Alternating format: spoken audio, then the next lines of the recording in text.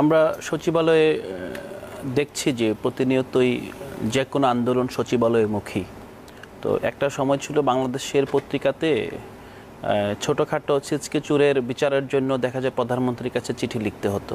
আমরা এটা দেখেছি যে যেই অপরাধ আসলে গ্রামের চেয়ারম্যান সমাধান করতে পারবে সেটার জন্য প্রধানমন্ত্রী হস্তক্ষেপ কামনা করত।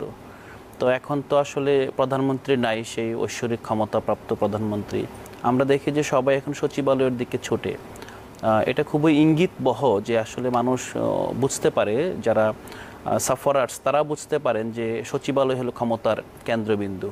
তো এই যে বুঝতে পারে এবং এই যে একটা শক্তি, যে এই শক্তিটাকে ইভেন আমি শুধু এখন না, হুমায়ুন আজাদ 70-এর দশকে আর্টিকেল লিখেছিল যে আমলাতন্ত্র যেন ঘোড়াতন্ত্র, এরকম একটা বিষয় যে আমাদের কন্টেন্ট করতে সব সরকারি ব্যাক পেতে হয় এবং সরকারের যে স্কেল এবং বিভিন্ন ধরনের ব্যক্তিবর্গ সরকারে থাকে মূলত এই আমলাদের সাথে তাদের নেগোসিয়েশন এবং তাদের মাধ্যমে কাজ করে নেওয়া যাওয়ার সক্ষমতার জন্যই। এই সরকার প্রথমেই যেই বিষয়টা আপনারা লক্ষ্য করেছেন যে ডিসি নিয়োগের সময় সচিবালয়ে আমলারাই মব সৃষ্টি করে জনপ্রশাসন সচিবকে দিয়ে সিগনেচার করিয়ে 50-এর উপরে ডিসি নিয়োগ হয়ে গিয়েছে। এবং আমাদের প্রত্যাশা ছিল যারা আমরা সাধারণ মানুষ যে এই নিয়োগ তো আসলে হবে না, এটা হতে পারে না, হয়তো এটা তখন নিয়েছে 2-4 দিনের মধ্যে এটা বাতিল করে হয়তো এই প্রজ্ঞাপন হবে না, আনুষঙ্গিক বিভিন্ন ধরনের। কিন্তু আমাদের ধারণাকে ভুল প্রমাণ করে ওই ডিসিরা জয়েনও করেছে এবং বহাল তবিয়তে কাজ করছেন।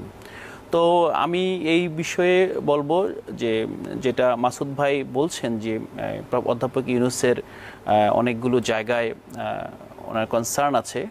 তো আমরা বিশেষ করে ছাত্ররা একটা বিষয় দেখেছিলেন শুরুতেই যে বিশ্বব্যাপী অধ্যাপক মোহাম্মদ ইউনূস, ওনার তো ক্যারিয়ার প্রায় 6 দশকের ক্যারিয়ার এবং গ্লোবাল ক্যারিয়ার।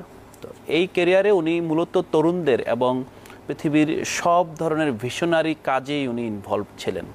আর তরুণরা যে রাষ্ট্রকল্প চিন্তা করছে আগামী 50-100 বছরে এই ভূখণ্ডের মানুষে, বেঙ্গল বেসিনের মানুষ আসলে কী ধরনের রাষ্ট্র তারা নির্মাণ করতে পারে, সেই নির্মাণের প্রক্রিয়ায় অধ্যাপক ইউনূসকে একজন স্বপ্নবাজ মনে করেছেন এবং মনে করেছেন যে তিনি আসলে তাদের আকাঙ্ক্ষা ধারণ করতে পারেন।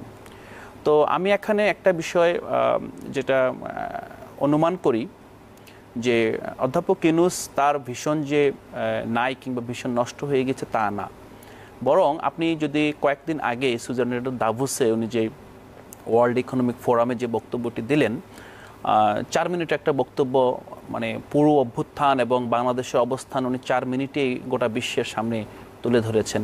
একই সাথে উনি যেই উদ্যম নিয়ে কাজ করেন, সেই মানুষটা যখন দেশে আসেন, যখন উনি যমুনায় প্রবেশ করেন, তখন দেখি উনি অনেক অসহায়।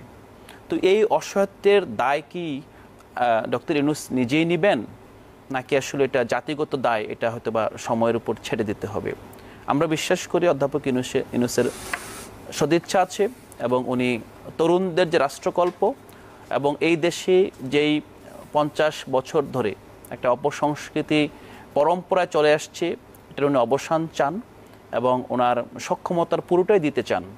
কিন্তু সেই সেটআপ এখানে আছে কিনা এবং উনি সেটা করতে কেন সক্ষম হলেন না, সেই জায়গাগুলো নিয়ে আমরাও কনসার্ন এবং আমরাও মনে করি যে অভ্যুত্থানের সপক্ষ শক্তি এখনও মাঠে আছে, এখনও মানুষের মাঝে অভ্যুত্থানের চেতনা ফেরি করে বেড়াচ্ছে।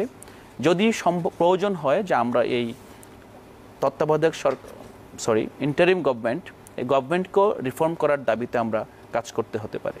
কিন্তু আমরা অভ্যুত্থানের যেই কারণে অভ্যুত্থান হয়েছিল, আপনারা ইতিমধ্যে দেখেছেন যে গোপালগঞ্জে পুলিশের গাড়ি ভাঙচুর হয়েছে, আপনার পাবনায় থানা থেকে আওয়ামী লীগের আসামি ছিনতাই করে নিয়ে গিয়েছে, চট্টগ্রামে যদিও এখানে মব গিয়েছে সেটা নিয়ে আরেকটা আলোচনা হতে পারে, বাট পোশাকধারী নেভির সদস্যরা আওয়ামী লীগের সাথে যাদেরকে ওরা হয়তো পুলিশ ডেকে কিংবা অন্য কোনো প্রক্রিয়া সোপর্দ করতে পারত, তারা ব্রুটালি আক্রমণ করেছে, আহত করেছে। তো এইভাবে যে সারা দেশেই এখনও সব জায়গায় যে ফেসিজমের দোসররা বহাল তবিয়তে আছেন এবং তাদের এই বাস্তবতাটা আগামী দিন বাংলাদেশকে, এখন তো আমরা একটা মানে শুধু স্টেবিলিটিতে আছি, উই ডোন্ট নো দ্যাট আসলে সামনের দিনগুলোতে কি আমরা সত্যিকার অর্থে একটা ব্যাটার ওয়েতে যাব নাকি আমরা আসলে ব্যাকফুটে যেতে হবে। তো এইটার দায় কিন্তু আসলে এই সরকারকেও নিতে হবে। তো আমরা সরকারকে স্মরণ করে দিতে চাই, জনগণ আপনার উপর আস্থা রেখেছে, ছাত্ররা আপনার উপর আস্থা রেখেছে, আপনি নিজের উপর সুবিচার করুন এবং আপনার যদি মনে হয় যে কোথাও বাধা আছে জাতির সামনে স্পষ্ট করুন। সময় ক্ষেপণ করে জাতিকে আরেকটি দুর্দশাপূর্ণ ভবিষ্যতের দিকে নিয়ে গেলে জাতি আপনাকে ক্ষমা করবে না। আমরা